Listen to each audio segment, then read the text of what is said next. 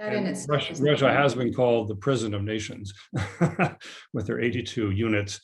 And frankly, the fact that Myroslava, you and I are speaking English does not make me English, at least.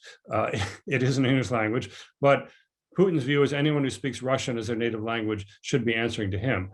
I don't answer to Queen Elizabeth II. I'm dismayed she has Omicron, but she's not my head of state. So Putin doesn't get that. Anyone who speaks Russian, whether in Latvia or Kazakhstan or Ukraine, should be answering to him. And this is part of his project to recreate Russia, the Soviet Union, without the communist part.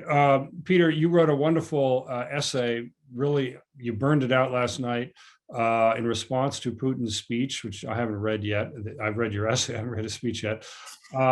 Could you tell us where you think things are going and what was the significance of that speech? Was he verbalizing his essay of last summer, which the 7,000 word essay where he denied Ukrainian sovereignty? I'm interested in your thoughts. Yeah, I mean, I think a lot of what he said yesterday was pretty much a repeat of what was written in that essay. Certainly, if not the exact same words, then the same spirit. Certainly, I think it was notable, A, because of the context of the speech, and B, because of the manner in which it was delivered. I mean, he was agitated. He was clearly emotional. At one point he actually had to say, "I'm not emotional," which was a bit of a giveaway. This is not an emotional take. He was clearly emotional. He's clearly, frankly speaking, I mean, the comments online, people called it unhinged, deranged, a rant. I think it shocked a lot of people. There was actually, I was just reading now on The Guardian, they wrote a whole article on The Guardian saying how shocking the tone of the speech was. Because for a lot of people who are not in this specific, this little, the small world of Ukraine expertise, let's say, or even Russian expertise, the scale of Putin's obsession with Ukraine is shocking. It's not known really now. I think what he said yesterday, again, the context of what he said, the fact that the world was watching, alarmed people. I think people tuning into his speech were expecting to hear some sort of a kind of, a fairly dry diplomatic justification of why he was recognizing these territories. They were expecting to hear about Ukraine not living up perhaps to the Minsk Accords, Ukraine being guilty of whatever imaginary crimes he may decide upon yesterday, be it genocide or human rights or whatever it may have been. But they were expecting to see quite specific arguments about why he was taking this action, which was already signaled in advance. And instead, they received a almost 1 hour diatribe, just a sort of stream of consciousness, going back 1,000 years, explaining how bad Ukraine is. Peter, sitting in Kyiv, how did you watch it? I watched it online. I watched it at home online. And I was monitoring, I was monitoring social media as the speech was going, and it was, it was live, the thing was lit up. The people just, again, those in the know just say, sort of knowingly saying, look, he's doing it again. And those who didn't know clearly saying, oh my God, what's this guy saying? There was, again, I say, for those who are not familiar with his behavior towards Ukraine and what drives him, I think it was genuinely shocking. I think it did set off alarm bells, because it was a very, the Donbass was a minor issue. It was about Ukraine. It was uncomfortable viewing, extremely uncomfortable. Sitting in Kiev, it was very uncomfortable viewing, because he was essentially saying, that Ukraine has no legitimacy as a state. Ukraine has no real right to exist. I don't recognize it as a state. It is part of Russia. It is historically ours. It will be ours. It was, deeply, deeply disturbing, really. Even though I've been following this for years, and I've often commented on this specific feature. Even so, it seemed like a very odd thing for him to do at that point. Very odd and very, very ominous, very aggressive. Very ominous. Peter, over the weekend, I wrote an essay. I was in Tbilisi, Georgia, when the Russians attacked in August of 2008. And for what we now know of the passage of time, there's a whole MO, there's a whole strategy there, a blueprint. And the war plan was drawn up in response to George Bush saying that Ukraine and Georgia should join NATO. That was in the NATO meeting in Bucharest in April of 2008.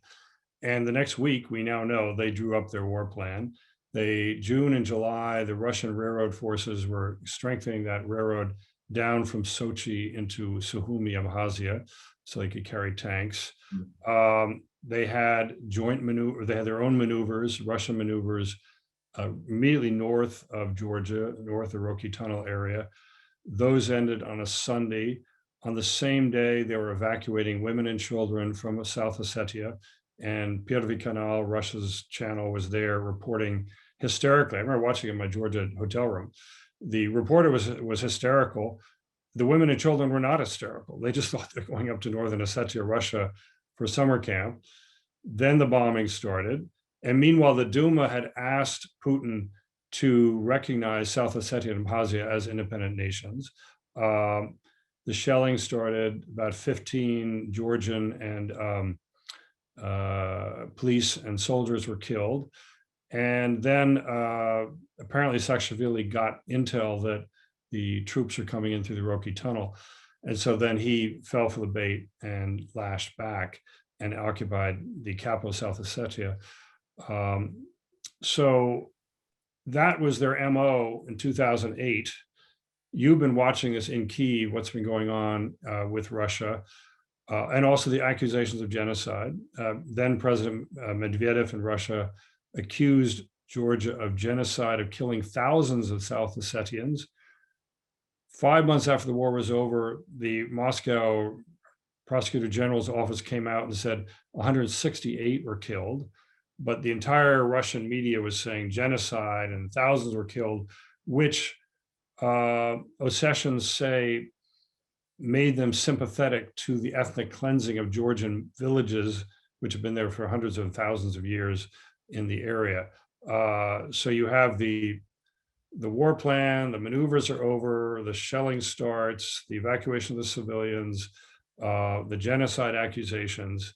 It really looks like what we've seen before. Oh, you also wait for the Olympics.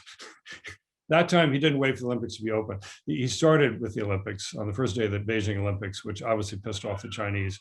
And so he didn't do that. He waited for the Olympics to be over. But Peter, from where you sit and your knowledge of history, can you connect the dots? Where are these dots leading to? What do you think will happen in coming days and weeks in Ukraine?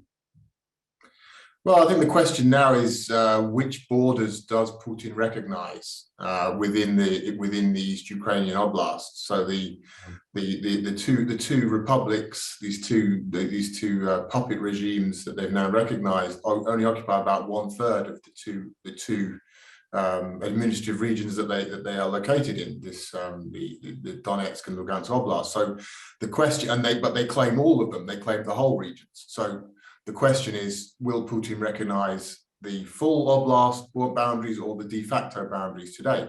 And the Russians have been very elusive on that today. They've been questioned on that. Peskov, the spokesman in the Kremlin, was questioned on that. I think there was a press conference today, and he was questioned, I believe, 8 times, and 8 times he said no comment on that. All right, he gave very evasive answers. That's the key thing, I think, now in terms of how far Russia goes, because as it stands, Russia really hasn't gained very much. They already occupied these territories, but they did so unofficially, and they used them as leverage against Ukraine.